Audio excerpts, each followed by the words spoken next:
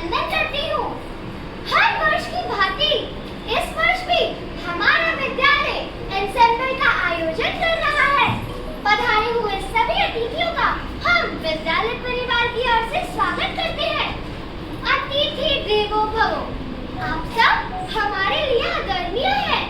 अपने व्यस्त कार्यक्रम में से आपने हमारे लिए समय निकाला और यहाँ उपस्थित हुए, जिससे हम विद्यार्थियों को प्रोत्साहन मिला। आशा करती हूँ आपको यह कार्यक्रम अत्यंत रोचक एवं उत्साहवर्धक लगेगा। इसी आशा के साथ हम इस कार्यक्रम की शुरुआत करते हैं। आओ मिलकर यह उत्सव बनाए, एंसेम्बल में चार चांद लगाएं। खुशबू से महका है इस प्रांगण का कोना कोना। हम मिलकर बनाएंगे यह उत्सव सलोना। सब रंगों की है यहाँ बसंती बेला। नाच रहा है देखो नन्हे बच्चों का मेला। खेल होता है सब लोगों का चेहरा। बच्चों के सिर पर बंधा है कामयाबी का सेहरा। तो आइए इस कार्यक्रम की शुरुआत करते हैं। इतिहास हमारी पहचान करवाता है ऐसी हस्तियों से जिनके विचार, वीरता, उपलब्धियां और त्याग हमारे जीवन को प्रभावित कर एक नई दिशा देते हैं। यह कहानी एक ऐसी ही प्रेरणादायक व्यक्तित्व की है। यह एक छोटी सी कन्या है जो आगे जाकर भारतीय संस्कृति एवं सुशासन के नए मापदंड स्थापित करती है, जो अपने असामान्य कर्मों को सामान्य जन मानस के हृदय में ईश्वर का दर्जा प्राप्त करती है। आज हम स्मरण करते हैं भारतीय इतिहास के स्वर्णिम पृष्ठों पर लिखी एक नारी शक्ति, जिसका नाम है पुण्य श्लोक अहिल्याबाई होलकर। कहते हैं किसी भी कार्यक्रम की शुरुआत करने से पहले हमें अपने इष्ट देव की वंदना करनी चाहिए। जय गिरि राजा प्रति दीन दयाला, सदा करत संतन प्रतिपाला। बाल चंद्रमा सोहत नीके, कानन कुंडल नाग फनीके। अंग गौर शिर गंग बहाए, मुंड माल अनछाड़ लगाए। वस्त्र खाल बागंबर सोहे, छवि को देख नाग मुनि मोहे। मैना मातु की है दुलारी, बाम अंग सोहत छवि न्यारी। तो प्रस्तुत है शिव स्तुति।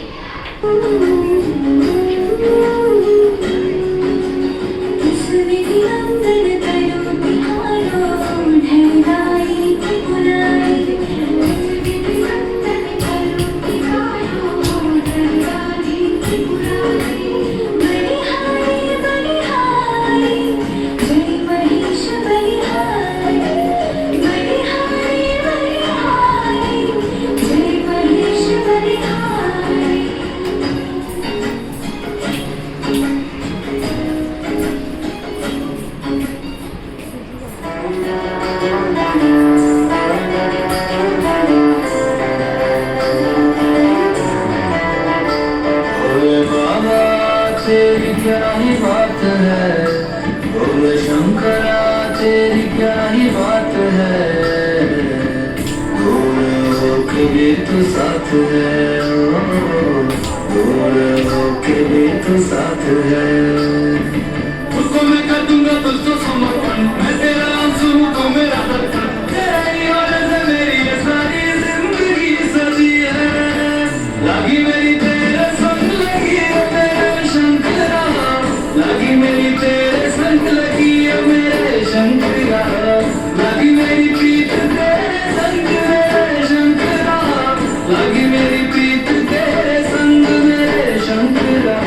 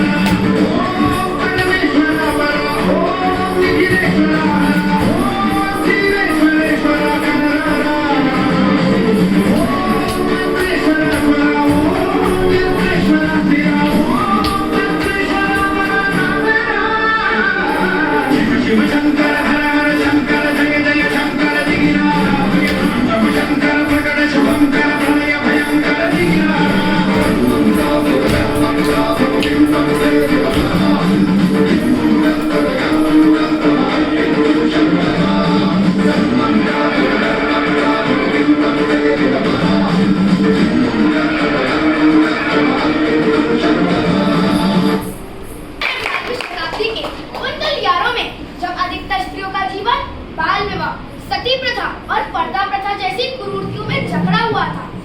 तब एक नन्हे से दिल ने उन स्त्रियों की पीड़ा को अपने अंदर महसूस किया और वहीं से आरंभ हुई एक मासूम शिवभक्त बालिका से शासक, समाज सुधारक, राजमाता, लोक माता, पुण्य श्लोक देवी अहिल्याबाई होलकर बनने की महान गाथा। इस अद्भुत सफर की शुरुआत होती है महाराष्ट्र के एक छोटे से गांव चौंदनी में, जहां सन 1725 में जन्म लेती है एक प्यारी सी मगर तेजस्वी कन्या अहिल्या। किसे पता था बचपन से ही अपने चुलबुले अंदाज में भारी प्रश्नों से सबको हैरान कर देने वाली यह बालिका आगे जाकर इतिहास रचने वाली है। तो आइए साक्षी बनते हैं एक मासूम शिवभक्त बालिका से शासक, समाज सुधारक, लोक माता, राजमाता, पुण्य श्लोक देवी अहिल्याबाई होलकर बनने की महान गाथा। अरे अहिल्या, तुम तालाब से कमल ले आए, तुम्हें डर नहीं लगा? तुम्हें खबरें ने काटा नहीं? नहीं, मेरी सबसे दोस्ती हो गई है। चलो अब हम सब मंदिर चलते हैं। जय शिव शंभू, जय शिव शंभू। कहाँ अटक गई है अहिल्या? अभी तक आई नहीं। अरे अहिल्या आ गई। कहाँ रह गई थी? कपड़ों में कीचड़ कैसे लग गया? दादी, अगर शिव जी के लिए कोई कमल का फूल लाने तालाब में उतरेगा तो कीचड़ तो लगेगा ना। ये फूल तो उन्होंने बाबा को दे दो, वो अंदर मंदिर में जाकर इसे शिव जी के ऊपर चढ़ा देंगे। पर आज मुझे शिव जी से बहुत जरूरी प्रार्थना करनी है पुजारी काका, इसलिए हमें ही फूल चढ़ाने होंगे। नहीं, आज के दिन महिलाएं पूजा में गौखारी के अंदर नहीं जाती। देखो तुम्हारी आई के साथ बाकी सभी औरतें भी बाहर खड़ी हैं। हाँ, पर मुझे तो जाना है। माफ कीजिए पंडित जी, इसे नहीं पता कि आज की महापूजा में गोबारे के अंदर लड़कियां नहीं जाती। हाँ, मुझे पता है, मैं यहाँ हर साल जाती हूँ, पर आज मुझे बहुत जरूरी प्रार्थना करनी है शिव जी से। बस अहिल्या, पंडित जी सही कह रही है ना? नहीं जा सकती, तुम्हें नियम का पालन करना होगा। आज के दिन महिलाओं को पूजा में जाने का अधिकार नहीं मिल सकता। देखो, जिस समाज में हम रहते हैं वहाँ स्त्री और पुरुष के लिए अलग अलग नियम होते हैं और नियमों का पालन करना आवश्यक है। इसीलिए आज तुम गौभारे के अंदर नहीं जाओगी। पर मुझे शिव जी की पूजा करनी है पुजारी काका। दादी, आप ही तो कहते हैं कि हम सब शिव जी के बच्चे हैं, तो उनके लिए लड़का और लड़की सब बराबर होंगे। कोई भी अंदर जा सकता है, मैं किसी को मना नहीं करेंगे। बस अहिल्या, क्या मैंने तुम्हें बड़ों का निरादर करना सिखाया है? लाओ दो मुझे। यहाँ से चलते हैं। मत रो अहिल्या, मैंने कहा था कि पुजारी काका हमें फूल चढ़ाने नहीं देंगे। तुम्हें तो जिद करने लगी, तालाब में उतरी, भवरे से बचकर फूल तोड़े, कपड़े गंदे के, पर तुम्हारी सारी मेहनत तो बेकार गई ना। फूल चढ़ाने को भी नहीं मिला, ऊपर से तुम्हारी आई भी गुस्सा हो गई।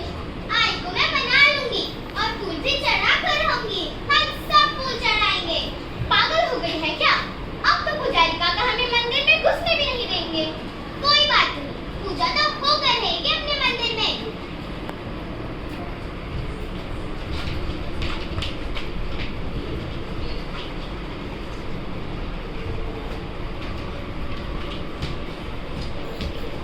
भाग अहिल्या भाग, देख इतनी बड़ी सेना हमारी तरफ आ रही है। ये लड़की डर नहीं लगता इतनी बड़ी सेना देखकर? छोड़कर भाग क्यों नहीं जाती? अगर कुछ हो जाता तो? रुको सेनापति, मैं पास करता हूँ। इतनी तेजी से सेना को अपने पास आते देख तुम्हें डर नहीं लगा? डर लगा ना, बहुत डर लगा।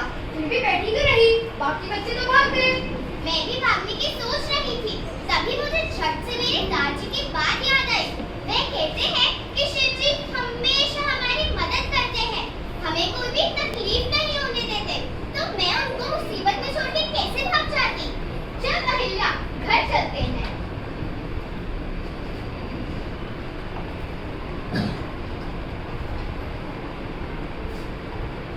आप हमारे गांव में पहली बार आए हैं। मेरे पिता गांव के पाटिल हैं। जो भी पहली बार हमारे गांव में आता है, वह हमारे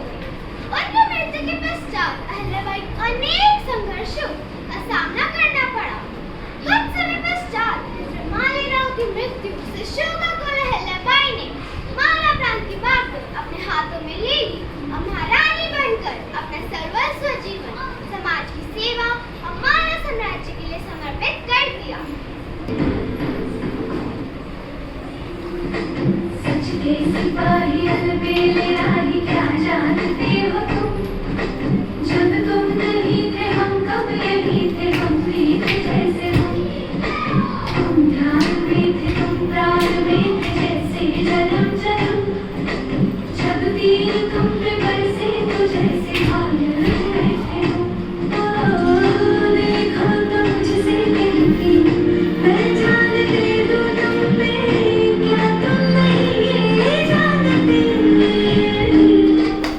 दुविधा के आगे जब नारी जागे हिम्मत से काम ले, चूड़ी उतारे कंगन उतारे तलवार थाम ले, दुविधा के आगे जब नारी जागे हिम्मत से काम ले, चूड़ी उतारे कंगन उतारे तलवार थाम ले।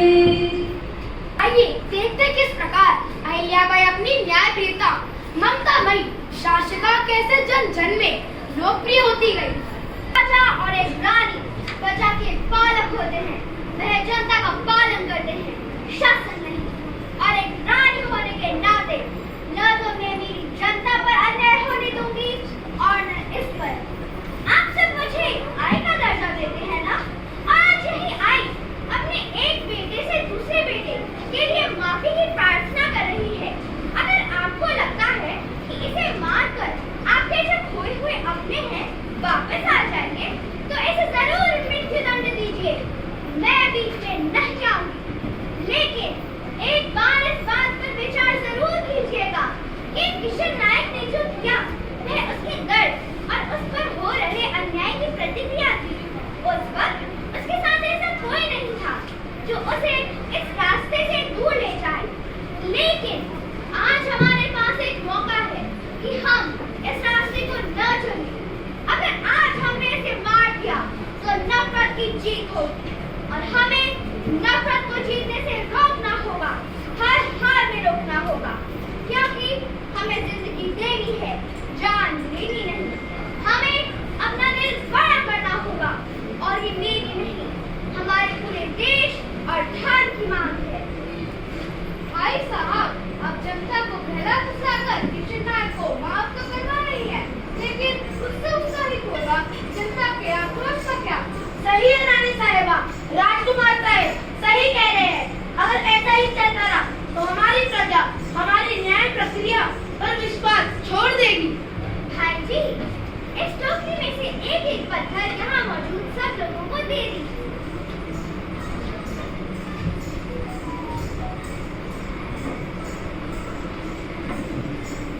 हाँ, तुमको पता था, आपने बिल्कुल सही कहा।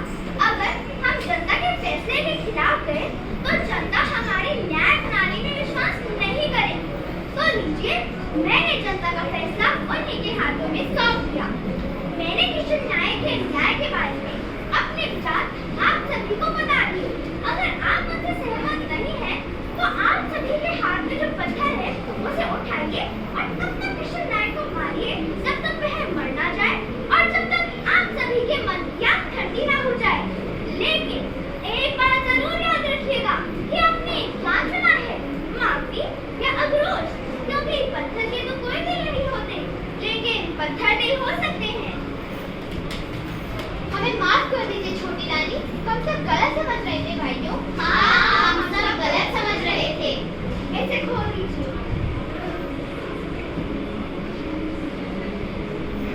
छोटी रानी, मैं आज इतना गिर गया हूँ, मेरे ऊपर आज इतनी मिट्टी गिरी हुई है कि मैं आपसे माफी भी नहीं मांग सकता। आज जो है नया जीवन मुझे दान में मिला है, ये सिर्फ आप ही की बदौलत है। यकीन मानिए, मेरा पूरा जीवन आप ही की सेवा में बीतेगा। छोटी रानी अहिल्याबाई की जय, छोटी रानी अहिल्याबाई की जय। रुक जाइए, यह जय जयकार मेरी नहीं, यह जय जयकार आप सबकी होनी चाहिए। माँ बाप की जनता की जय जयकार होनी चाहिए। जैसी समझदार है, इतनी दयालु है, उस जनता के दिल की जय जयकार होनी चाहिए, जिसमें इंसानियत भर भर कर बहती है। और इसलिए मालवा में कभी नकारात्मक शक्ति पैदा होगी ही नहीं, और अगर होगी भी तो ज्यादा देर टिक नहीं पाएगी। आज मैं अपनी छोटी रानी अहिल्याबाई खंडेराव होलकर ये ऐलान करती हूँ कि आज जो आप सबने फैसला लिया है उसका मैं कभी आपको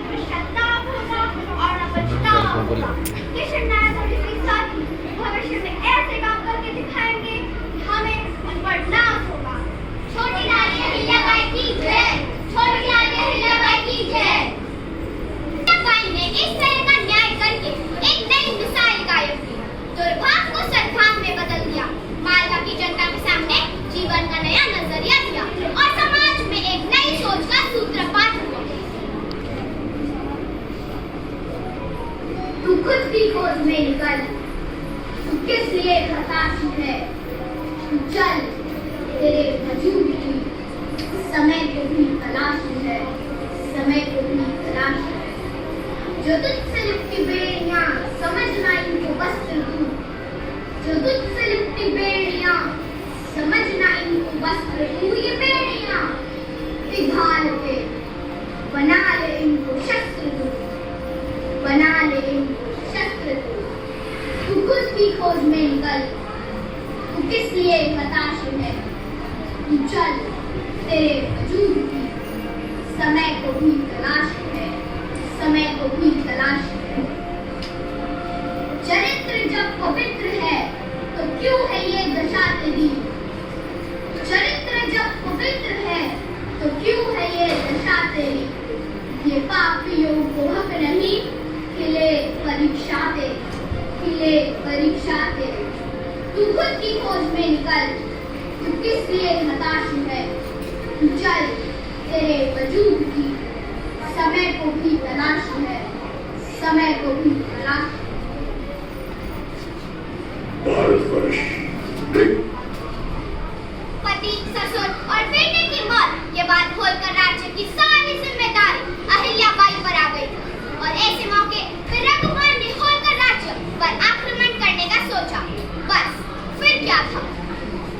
रानी की जय हो, छोटी रानी की जय हो। छोटी रानी रघुवर की बड़ी सेना लेकर द्वार पर हमला करने के लिए बढ़ रहा है। मैं शिवानी तक पहुंच चुका है। तुकाजी, सेना तैयार कीजिए।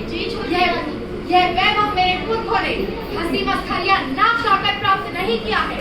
उन्होंने अपना खून पसीना एक कर यह राज्य स्थापित किया है। ऐसा कोई न समझे कि मैं अबला या असहाय औरत हूँ। हाथ में माला लेकर अड़ जाऊंगी तो सारी योजना खरी रह जाएगी। मैं पेशवा की चाकरी करने के लिए सदैव तैयार हूँ, परंतु अगर किसी ने मेरे राज्य पर आंख दी तो वह कभी भी सफल नहीं हो पाएगा। आप सही कह रही हैं छोटी रानी। स्त्री सेना तैयार कीजिए। हम सेना लेकर रघुवा का मुकाबला करने के लिए शिप्रा नदी की ओर प्रस्थान करेंगे, परंतु इससे पहले रघुवा को मेरा पैगाम भेजने का प्रबंध कीजिए। यह पैगाम जल्द से जल्द रघुवा तक पहुंचाया जाए। जी छोटी रानी। पैगाम में लिखा था कि हे राजन, तुमने मुझे अबला समझने की भूल की है। इसका जवाब तुम्हें युद्ध भूमि में ही मिलेगा कि अबला क्या कर सकती है। मेरे अधीन मेरी महिला सेना तुम्हारा सामना करेगी, पर एक बात स्मरण रखना, अगर हम हार गए तो कोई ध्यान नहीं देगा, कोई हमें कुछ नहीं करेगा, पर अगर इस युद्ध में तुम हार गए तो ये कलंक अपने माथे से कभी नहीं हटा पाओगे कि स्त्री सेना से हार गए। इसलिए इस बात पर एक बार पुनः विचार कर लो। यह संदेश किसने भेजा है? यह संदेश हमारी छोटी रानी अहिल्याबाई होलकर ने भेजा है।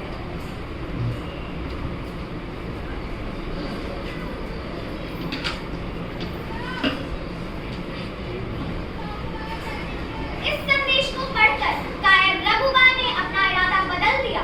उसने अपनी जुबान फेर ली। हम उनसे युद्ध करने नहीं जा रहे हैं, बल्कि हम तो उनके बेटे की मौत पर अफसोस करने जा रहे हैं। सेवक, यह संदेश जल्द से जल्द रानी अहिल्याबाई तक पहुंचाया जाए।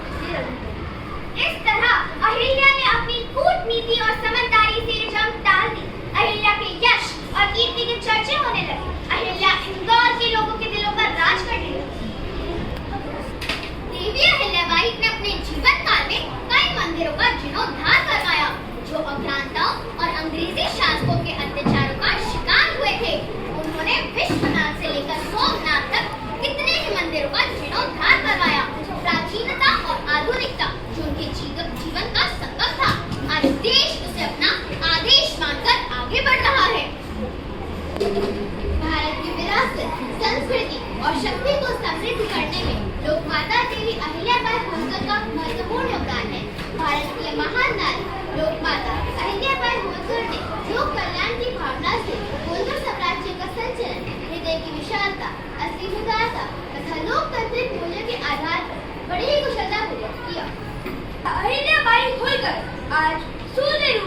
परिमित नहीं है, किंतु उनकी सूक्ष्म विश्वास जाति धर्म तथा राष्ट्र से ऊपर उठकर लोक माता के रूप में भारत सहित प्रत्येक विश्ववासी को विश्व एकता, विश्व शांति तथा विश्व बंधुत्व के मार्ग पर चलते हुए अब आगे सारी वसुधाओं को कुटुंब बनाने के लिए प्रेरित करती रहेगी। नारी की पहचान उसकी शक्ति को परिभाषित करता। अहिल्याबाई का सुदृढ़ व्यक्तित्व उनकी जीवन का था। 17वीं शताब्दी 25 में था। चमका एक सितारा। धन्य हो गया होलकर यश, धन्य हुई थी महाराष्ट्र होना। मुखर्जीराव शिंदे की लाडली अहिल्याबाई होलकर अपनी निजता को संभ्राविता के लिए किया न्यौछावर। मालवा की पहचान को थी विलक्षण प्रतिभा की धनी। देखकर उनके अद्भुत साहस को होती सबको हैरानी। मुश्किलों में भी नहीं हुई अपने मार्ग से विचलित। शिव भक्ति और सेवा भावना थी उनमें बचपन से ही निहित। जिस समय इजाजत न थी स्त्रियों को बाहर जाने की, उस समय उनके पिता ने जोत जलाई इसमें शिक्षा की। बाल विवाह प्रथा के तहत 8 वर्ष में ही बहाई गई। शिव भक्ति और सेना भावना थी उनमें बचपन से ही निहित। युद्ध और सैन्य कौशल में पति को करती प्रोत्साहित। राजकाज में भी मदद को सदैव रहती उत्साहित। पर नियति को कुछ और ही मंजूर था। दुखों का पहाड़ टूटा। मात्र 21 वर्ष में ही उनका जीवन पूरा हो गया। सती होने की सोची तब मन ऐसा हो गया व्यतीत। सती प्रथा की आग में उस व्यक्ति की थी प्रज्वलित। ससुर के कहने पर उन्होंने खुद को हिम्मत बंधाई। राजपाट पे करने लगी मदद उनकी अहिल्याबाई। कुछ समय बाद ससुर फिर बेटे का भी हो गया देहांत। पति खोया अहिल्या ने, खोया पुत्र व ससुर पिता समान। दुखों का पहाड़ टूट पड़ा था, फिर भी खुद को संभाला। हिम्मत न हारी प्रजा पर इसका प्रभाव न पड़ने दिया। मालवा की शासक बनकर बिखरते राज्यों को संभाला। विरोध किया कई लोगों ने, पर डटी रही महारानी अहिल्या। काशी मथुरा जैसे बड़े बड़े मंदिरों का किया जीर्णोद्धार। गरीबों भूखों के लिए खोले अन्न क्षेत्र शासक बड़ी उदार। इन्हीं की बदौलत इंदौर की पहचान विकसित शहरों में संपूर्ण जीवन अपना समर्पित कर दिया समाज सेवा में। कई महिलाओं के लिए प्रेरणा स्रोत बनी अहिल्याबाई। शिव की परम भक्त वो, हस्ताक्षर पर शिव नाम लिखाई। विदा हो गई संसार से, पर अपने किए कार्य में है समाई। नारी शक्ति की पहचान बनी है राजमाता अहिल्याबाई। सभ्यता यहाँ मिट्टी भी सोना थी और दिलों के दरवाजे हर मेहमान के लिए खुले थे। इन्हीं दरवाजों से एक दिन घुस आए कुछ क्रूर शैतानी थे। हिंसा और अत्याचार के सामने जब घायल हो रही थी आत्मा, तब इस मिट्टी के गर्भ से उठ खड़ी हुई। इसका नाम है पुण्यश्लोक अहिल्याबाई होलकर।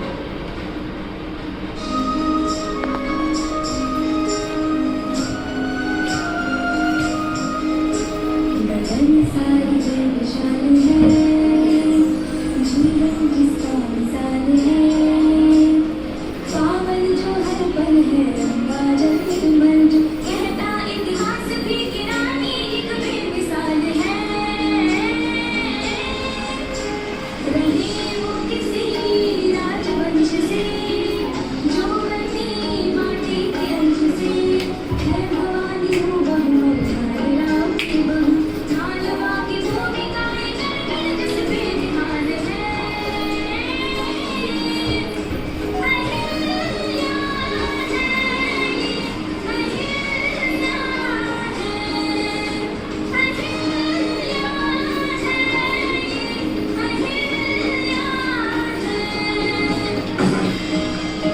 देश से है प्यार को हर पल ये कहना चाहिए, मैं रहूं या ना रहूं, भारत ये कहना चाहिए।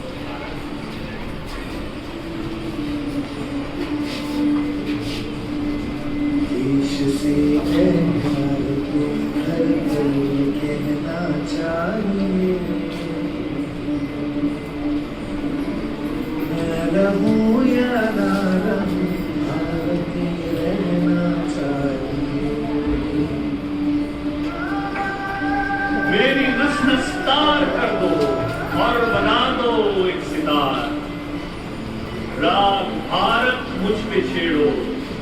झंझनाओ बार बार। मेरी नस नस तार कर दो और बना दो एक सितार। राग भारत मुझ पे छेड़ो झंझनाओ बार बार। है मुझे सौगंध भारत, भूलू ना एक क्षण तुझे। रक्त की हर बूंद मेरी है तेरा अर्पण तुझे। युद्ध ये सम्मान का है, मान रहना चाहिए। युद्ध ये सम्मान का है, मान रखना चाहिए। मैं रहूं या ना रहूं, भारत के रहना चाहिए। मैं रहूं या ना रहूं, भारत के रहना चाहिए। मैं रहूं या ना रहूं, भारत के रहना चाहिए।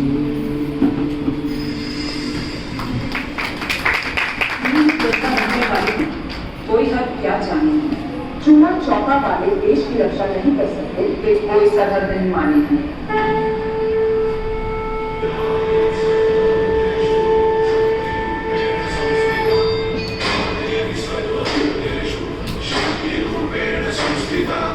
आज से हमसे आन मेरी, मैं तुमको ना छूने दूंगी। जान को चाहे छलनी कर दो, मान को ना छूने दूंगी।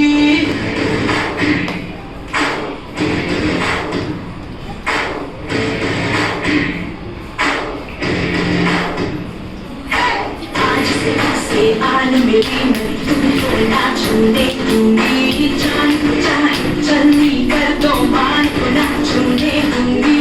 छूके देखो दिल मेरा, तुम दिल में अपने बदलूंगी। मैं तुमको नहीं छोड़ूंगी। कोई कमजोर कहेगा तुझे तो कोई तुझे नाजुक बोलेगा, पर याद रख, आज उंगली उठाने वाला कल हाथ जोड़ेगा।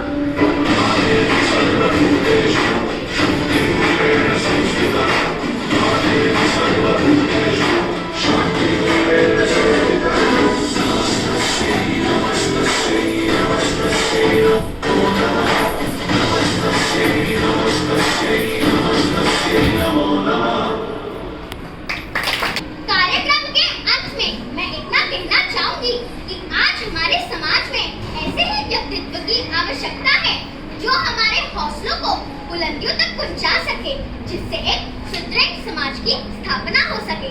धन्यवाद।